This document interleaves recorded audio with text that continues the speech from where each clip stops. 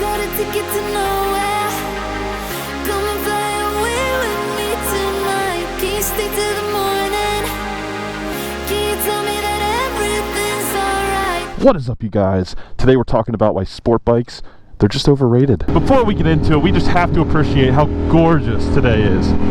This is a early October Pennsylvania day, 68 degrees.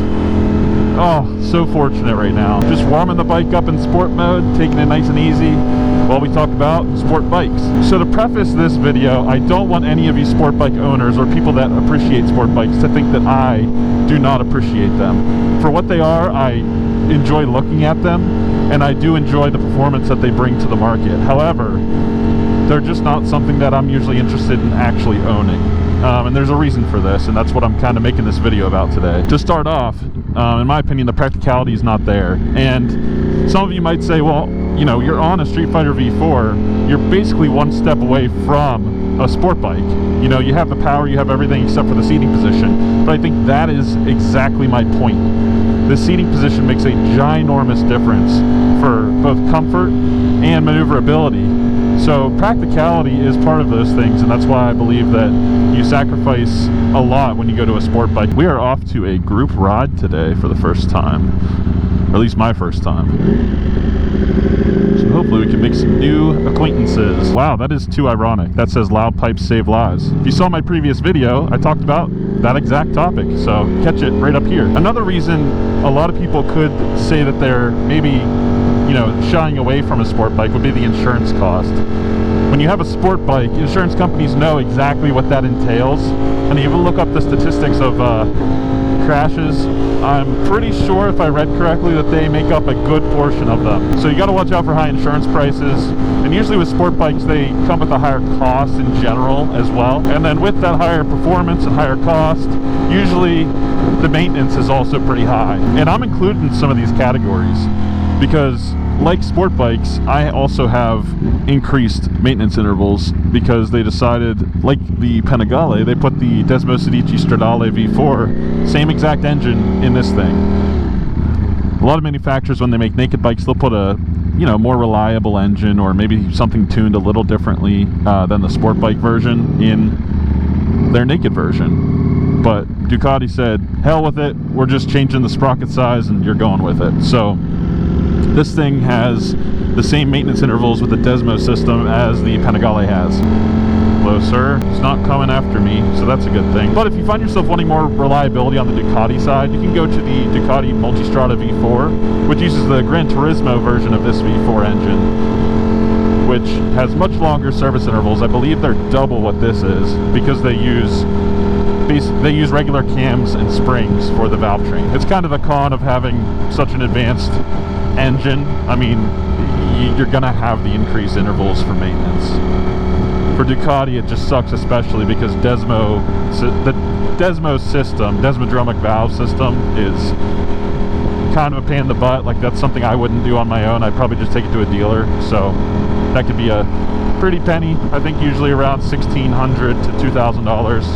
I think that's every 15,000 miles. But regardless, I would say that maintenance is another key factor because in general, super sports are the most race-oriented version of a motorcycle in a brand's fleet. Another would be safety. Of course, I went over some of the insurance aspects, but just from a safety standpoint in general, when you hop on a sport bike, you're much more prone to doing stupid fast speeds because of the aero. You know, it's basically covering the wind for you, so you're not going to be exposed to that. Again, I'm very close to that. The only thing I have is a lot of wind hitting me in the chest, and that usually prevents me from being too stupid. Of course, I'll jump to a clip during this ride where I may or may not be going pretty fast.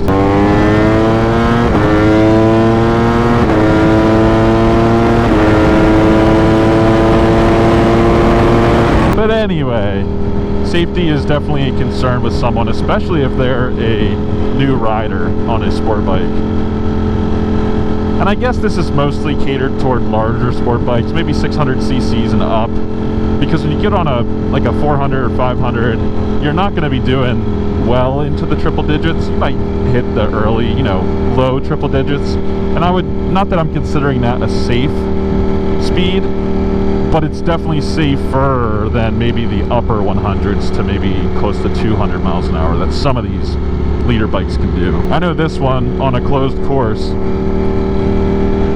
can do over 180 with even with my shorter sprocket setup. I want to thank you guys for joining me today on this gorgeous afternoon. Let me know in the comments below what you think about sport bikes. Is it a love-hate like with me?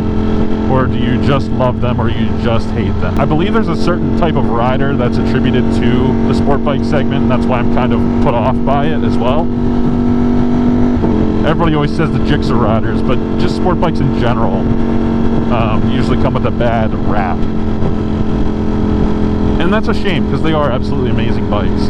You know, they're extremely track focused. If you take them on a track, you're going to have the best of times. Hell, riding them around town, you might still have the best of times. I just don't think that ergonomic wise, it's that great. Because you're leaning over the tank the whole time, and you got clip-ons for handlebars, and I don't know. Just my personal opinion. It is cool that you don't have the wind though. That would be nice. Like if I was cruising on the highway, that would be nice. But then again, you would just get a touring bike. So that kind of solves that issue, unless you want to be doing 200. We're gonna put her in race mode to get on the highway here.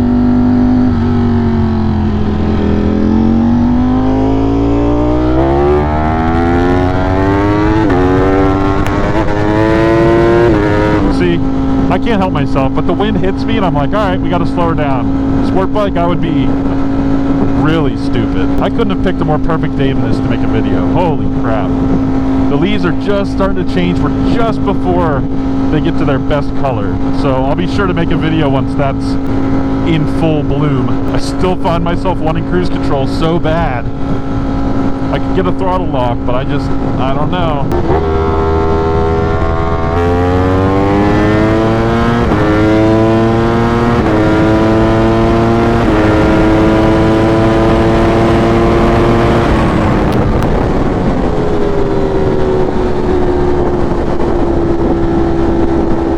It just feels great because it's been over 2 weeks since I've been able to ride this thing. You guys wouldn't be able to know because I usually get my videos scheduled pretty early. If you want to see any of those that I schedule early, all of my members get to see it if you join our little club that we have. It's cruising like this that I would see there is a pro to having a sport bike or a motorcycle with a windshield in general.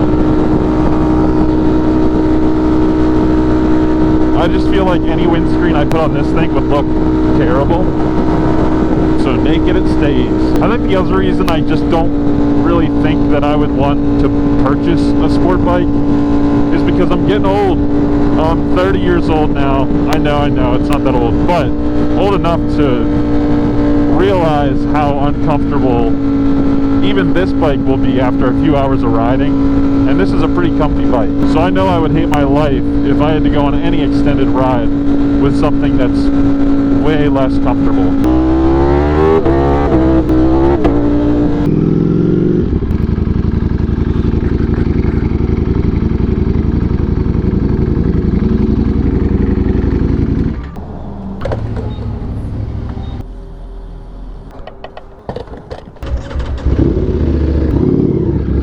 I really hope you guys enjoyed the video. I know it was a shorter one, but I'm getting ready to meet up with the group, do a little group ride. That'll be my next video, and I hope to see you guys there.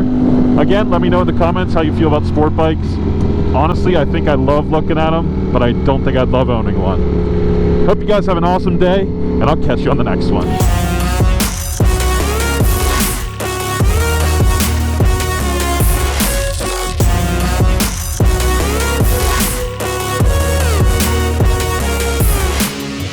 Sounds absolutely insane. Thanks.